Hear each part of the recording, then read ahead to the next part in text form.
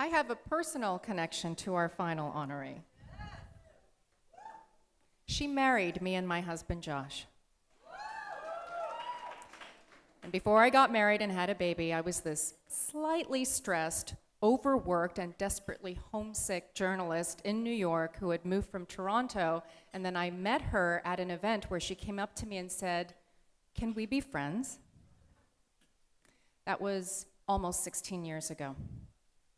Since then, she has been with her family, my family away from home. Aiyoung Choi was born in Korea and grew up in Shanghai, Taiwan, and Tokyo. She moved to New York in 1963. That's about 2 decades before the majority of Koreans immigrated to America.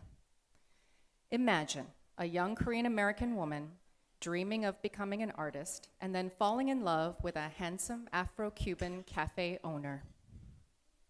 If you know the words to the South Korean national anthem, 애국가, then you know the beauty of her father's heart and mind because he penned the words. Aiyoung is now a consultant for nonprofits looking to increase their organizational effectiveness.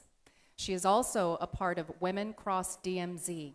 That's a group of peace workers who recently made a trip over the border of the DMZ to North Korea. I'm thrilled to introduce to you Aiyoung Choi, Korean American Stories 2016 Trailblazer Honoree. Good evening, everyone.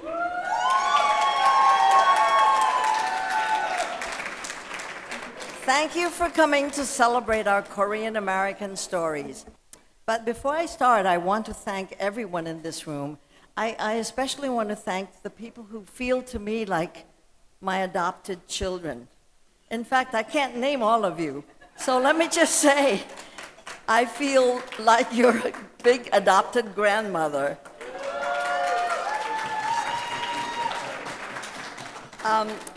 I want to especially acknowledge HJ because he is a visionary, and I think that this organization, which is growing by leaps and bounds, is an amazing concept, which is just growing into many other fields, including filmmaking, as you know.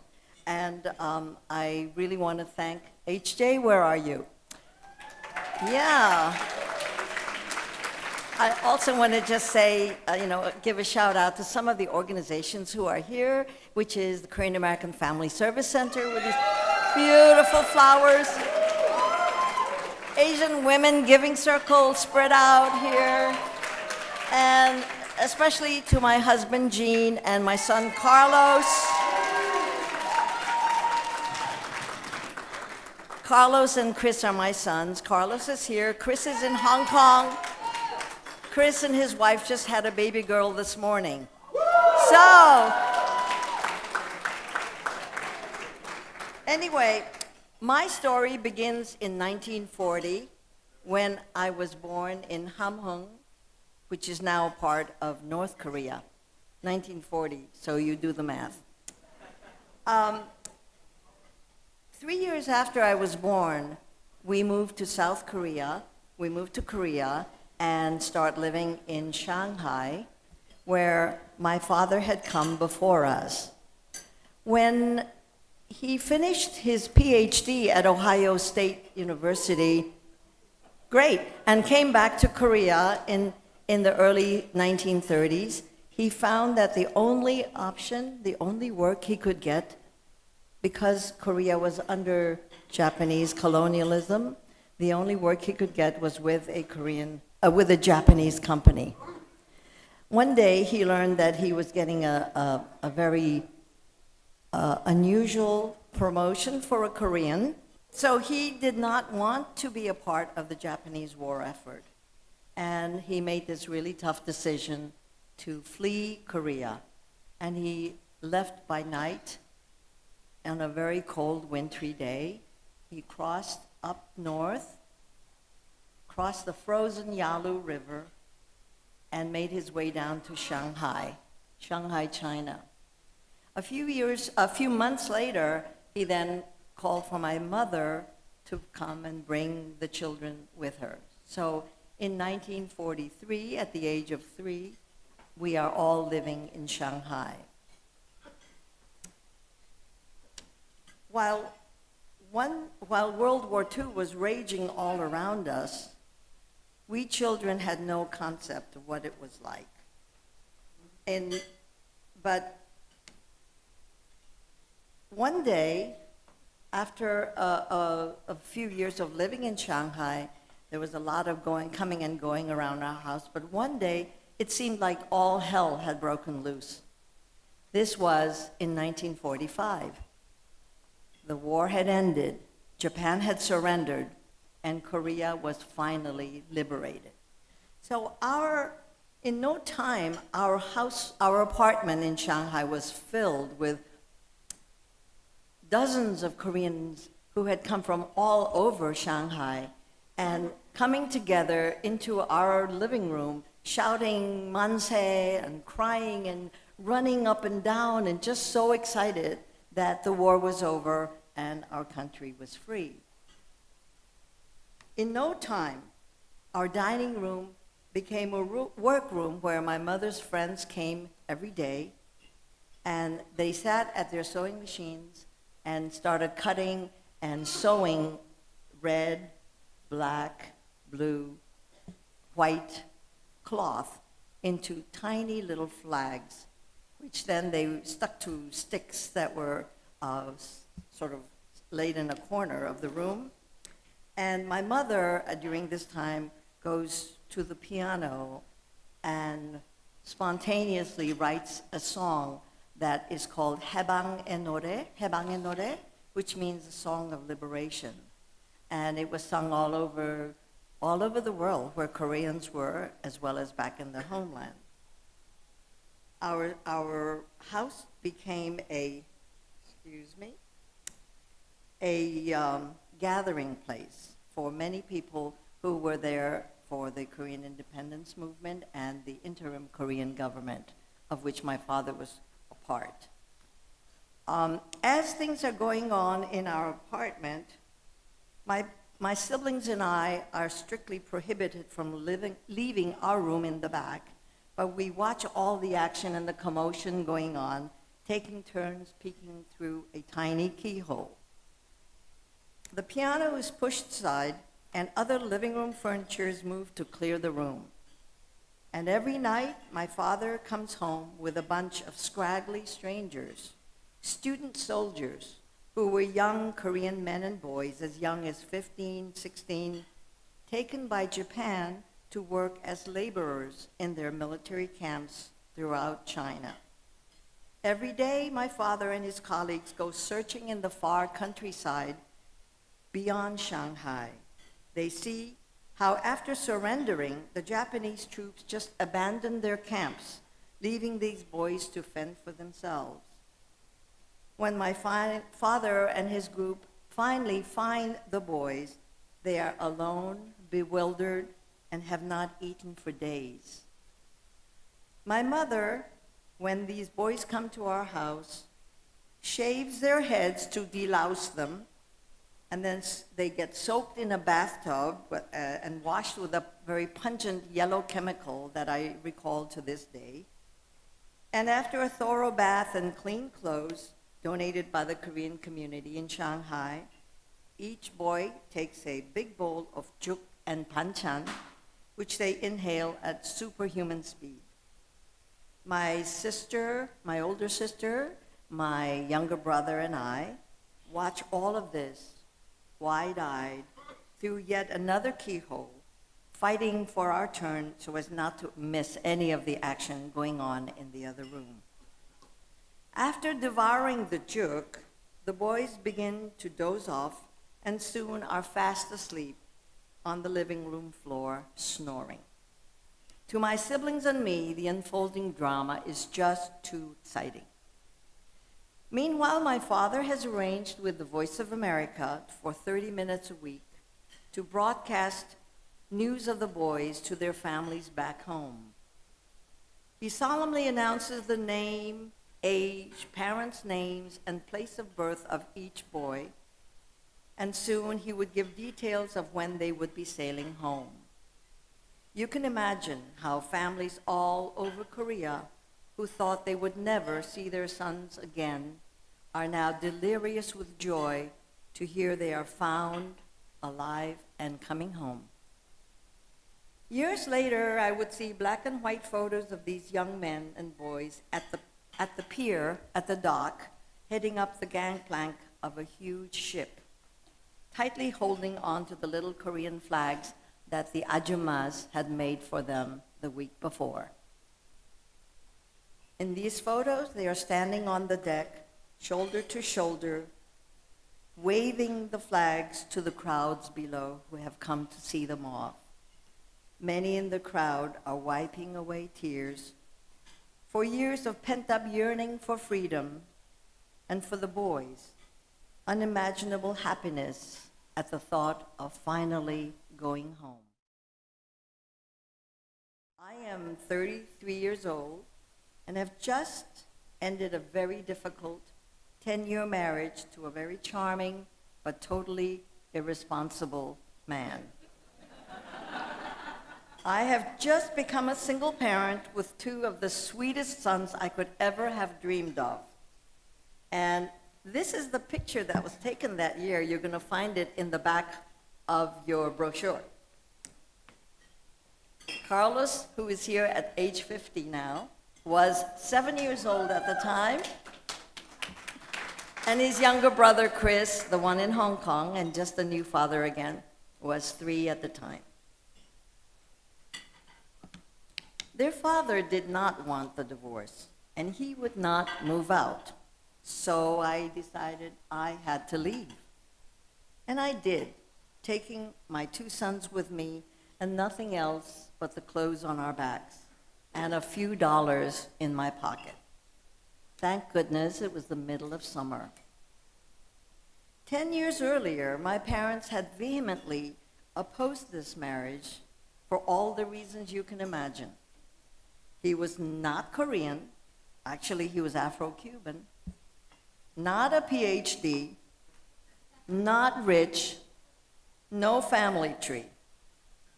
But I was so much in love and so headstrong.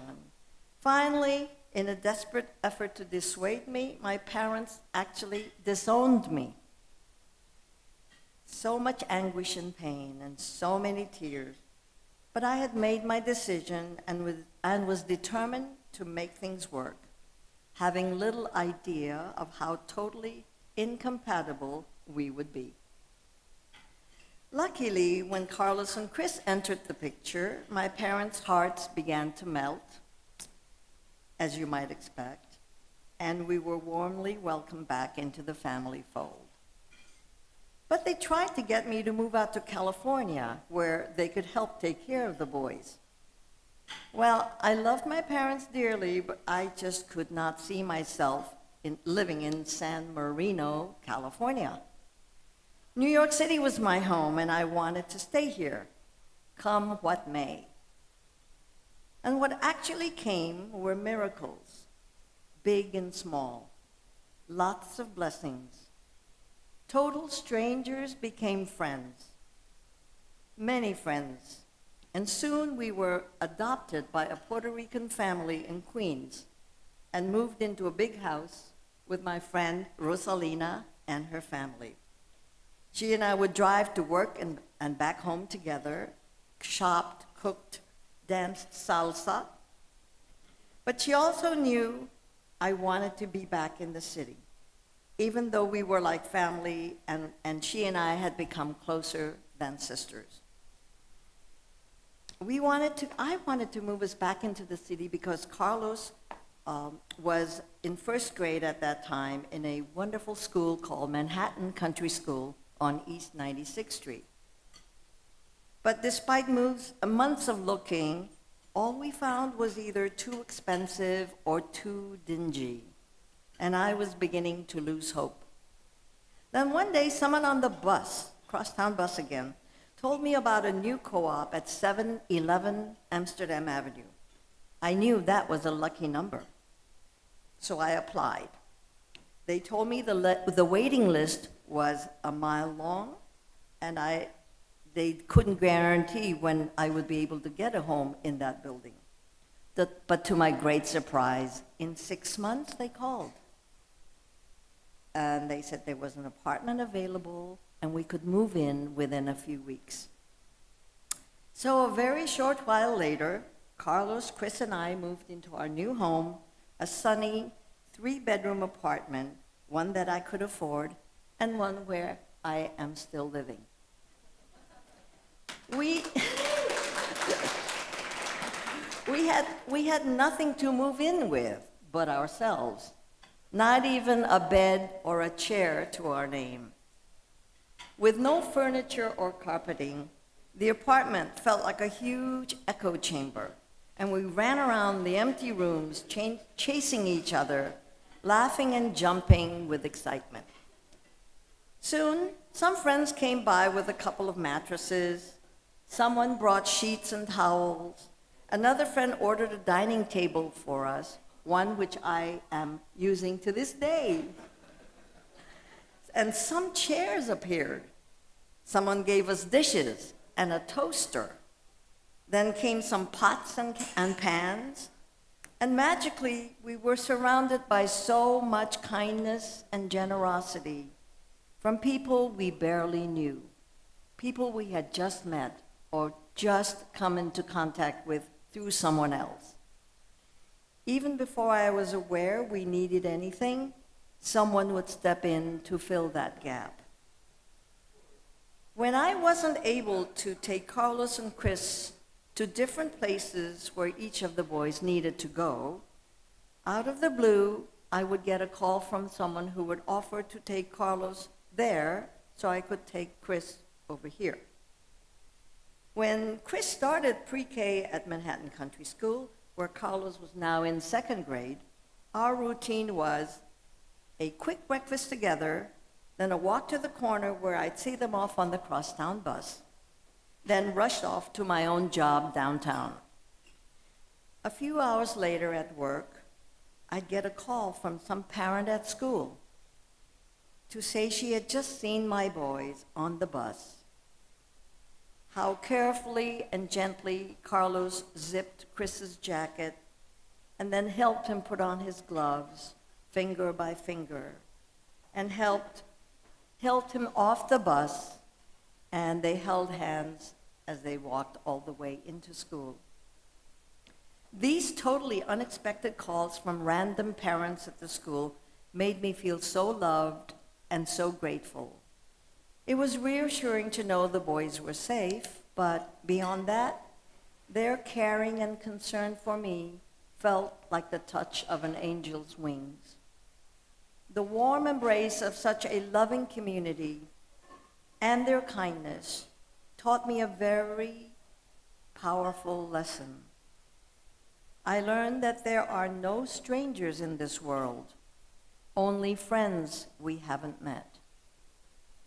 Honestly, I don't know how many of the young men